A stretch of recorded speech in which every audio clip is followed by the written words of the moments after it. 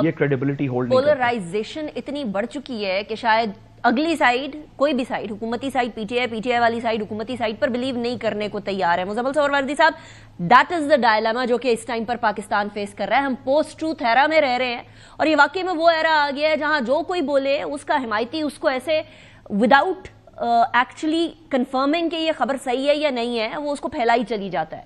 यहां इस कैपिटल के अंदर किसी तरीके से भी कोई चीज ऐसी छुपाना मुमकिन नहीं है। हर किसी के मोबाइल के अंदर वीडियो कैमरा होने के साथ साथ हर किसी के हाथ में मोबाइल होना, सीसीटीवी फुटेजेस होना पॉसिबल नहीं है कि हुकूमत कुछ छुपा ले या पीटीआई कुछ छुपा ले।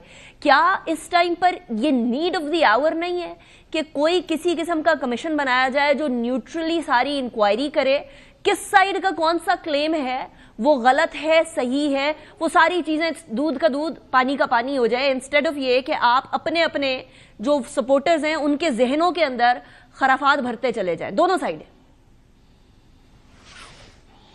देखिए, मैं कोई ऐसे कमीशंस बनाने का हामी नहीं हूँ क्योंकि मुझे कोई इन कमीशंस की कोई तारीख इतनी अच्छी नज़र नहीं आती कि हम इन कमीशंस के ज़रिए कुछ सच निकाल सकें आज तक। लेकिन मैं ये ज़रूर समझता हूँ कि अदालतों के पास जब मुकदमात जाएंगे तो वो ट्रायल में सच और झूठ का फैसला हो जाएगा क्रॉस एग्जामिन के वक्त, और उस वक्त सब चीज़ें सामने आ जाएंगी। लेकिन ये बात तो ठीक है कि आपको अता तारड़ साहब क्या आज की स्टेटमेंट में बहुत इबाम नज़र आया, लेकिन देखें ना, इबाम तो पूरे पीटीआई के नैरेटिव में है कि 278 की लाशों से लेकर ऐसी ऐसी गजा की वीडियोस उन्होंने इस्लामाबाद के साथ लगाई हैं और फ़लस्तीन को ब्लू एरिया बना के दिखाया है और मकबूजा कश्मीर को इस्लामाबाद बना के दिखाया है। तो ये भी तो साथ हुआ है ना, और वो भी तो रियासत के साथ हुआ है ना कि उन्होंने इसराइली फ़ौजियों को पाकिस्तानी फ़ौजी बनाकर दिखाया है और गज़ा को दिखाया है। उनके लीडर बैठ के 278 लाशें मेन स्ट्रीम मीडिया पर बैठ के कहते रहे।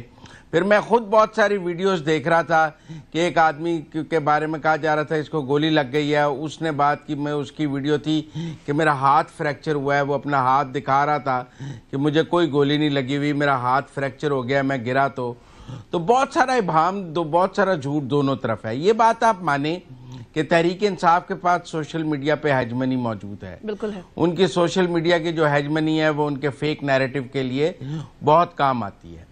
वो चाहे इंपोर्टेड गवर्नमेंट का नैरेटिव बना लें, चाहे ट्रंप के हक में नैरेटिव बना लें। उनकी जो कल्ट फॉलोइंग है वो कल अमेरिका की मुदाखलत के खिलाफ थी, आज अमेरिका की मुदाखलत के हक में है। तो उसमें कोई मंतक या दलील या किसी चीज़ की ज़रूरत नहीं है। उनको लतीफ़ खोसा का 278 लाशों वाला बयान भी बहुत अच्छा लगता है और बाकी चीज़ें भी बहुत अच्छी लगती हैं। तो लिहाजा मैं ये समझता हूँ कि पाकिस्तान में झूठ बोलने की कोई सज़ा नहीं है। इस मुल्क में डेफेमेशन के केसेस डिसाइड नहीं होते हैं। यहाँ झूठ बोलने की एक खुली आज़ादी है क्योंकि पाकिस्तान की अदालतें झूठ बोलने को कोई जुर्म समझती नहीं है। अच्छा, अगर तो ये आपकी बात जो आपने कहा है ना कि अदालतों में मामला जाएगा तो सारा दूध का दूध पानी का पानी हो जाएगा, अगर दूध का दूध पानी का पानी होना होता मुजम्मिल साहब तो 9 मई वाले केसेस के अंदर अभी तक हो चुका होता। सो अभी तक हम उसका इंतजार कर रहे हैं और आगे नहीं शुरू। आप कैसे रिलाय कर सकते हैं अदालतों के साथ? रसूल साहब की तरफ मैं सवाल लेके जाऊंगी। जी साहब। नहीं, मुझे यहाँ बात करने दें अनिका। देखिए, 9 मई के किसी मुकदमे का अभी ट्रायल शुरू नहीं हुआ, वो एक गुजरावाला वाला के फैसले हो रहे हैं। कोई बेल हो गई, कोई बेल नहीं हुई। ट्रायल शुरू होगा तो पता लगेगा ना। साद रसूल साहब तो कमांड रखते हैं कानून के ऊपर, ट्रायल और बेल में फर्क तो पता है ना। जी साद रसूल साहब। देखिए, मैं मुजम्मिल साहब की ट्रायल और बेल की बात से तो कोई डिसएग्री नहीं कर रहा। बेल के अंदर एक टेंटेटिव असेसमेंट ऑफ फैक्ट होती है, ट्रायल के अंदर डीपर असेसमेंट होती है, इसकी बात तो दुरुस्त है। लेकिन बसद एहतराम जो उन्होंने एक दो गुजारिशात की, मैं अगर उससे डिसएग्री करने की थोड़ी सी इजाज़त चाहता हूँ। पहली बात यह है कि अदालतों के लिए झूठ कोई बड़ी बात नहीं है। ये बात दुरुस्त है कि हमारे डेफेमेशन के लॉज बहुत ख़राब हैं, लेकिन प्लीज़ इस बात को अदालतों तक मुहित ना रखिए। हमारे सियासतदानों के लिए भी झूठ कोई बड़ी बात नहीं है। हमने देखा कि पाकिस्तान में तो क्या लोगों की बाहर तो क्या दुनिया में पाकिस्तान में प्रॉपर्टीज़ नहीं थी। हमने हमारे सोशल मीडिया के लिए झूठ कोई बड़ी बात नहीं है, हमारे पुलिस के इदारे के लिए झूठ कोई बड़ी बात नहीं है।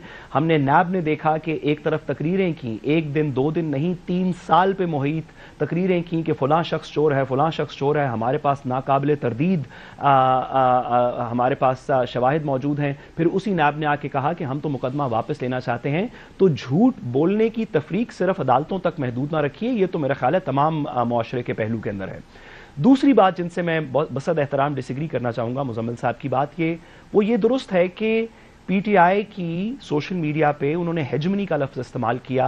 मैं बसद एहतराम कहूं कि अगर हेजमनी नहीं तो एक मेजॉरिटी तो मौजूद है, लेकिन मेरे ख्याल में जहां पे कुछ शायद इबाम है और इसको अगर रिकंसिडर किया जाए स्टेट की तरफ से, गवर्नमेंट की तरफ से भी तो बेहतर हो, वो ये है कि तमाम लोग जो गवर्नमेंट की तनकीद कर रहे हैं वो पीटीआई के नहीं है। सही, ऐसे वाकई लोग मौजूद हैं पाकिस्तान में जो सोशल मीडिया इस्तेमाल करते हैं, जो पीटीआई से वाबस्तगी नहीं रखते लेकिन गवर्नमेंट की तनकीद कर रहे हैं किसी बात पे। अगर आप तमाम गवर्नमेंट की तनकीद को, ख्वा वो इस इवेंट पे हो, ख्वा वो कल वाले पे हो, ख्वा वो परसों वाले पे हो, ख्वा वो आज के, अगर आप तमाम चीजों को कहेंगे ये सोशल मीडिया पीटीआई की हेजमनी है, तो जो एक आम आवाम है, एक बच्चा है जो 20 साल का है, जो ट्विटर यूज करता है, जो किसी कॉलेज यूनिवर्सिटी में पढ़ता है, अगर वो गवर्नमेंट पे तनकीद कर देगा और आप उसे ये कहेंगे कि ये पीटीआई की हेजमनी है, ये सोशल मीडिया है, ये इनकी, तो आप उसको लूज कर देंगे पॉलिटिक्स में, स्टेट उसे लूज कर देगी क्योंकि आपने पहले से उसको एक इस तरह की तनकीद का निशाना बनाया जिसका वो मुतहम्मिल नहीं था। वो एक तनकीद कर रहा था, वो एक गवर्नमेंट में रहता है, वो एक मुल्क में रहता है, उसके ख्याल में ये गवर्नमेंट ठीक नहीं चल रही, उसने तनकीद कर दी। अगर आप पहले दिन से उनको बलवाई कहना शुरू कर देंगे तो वो कंसेशन जो आपको क्रिएट करना चाहिए कि कुछ तनकीद वाकई जेन्युइन है, एक पार्टी की हेजमनी नहीं है,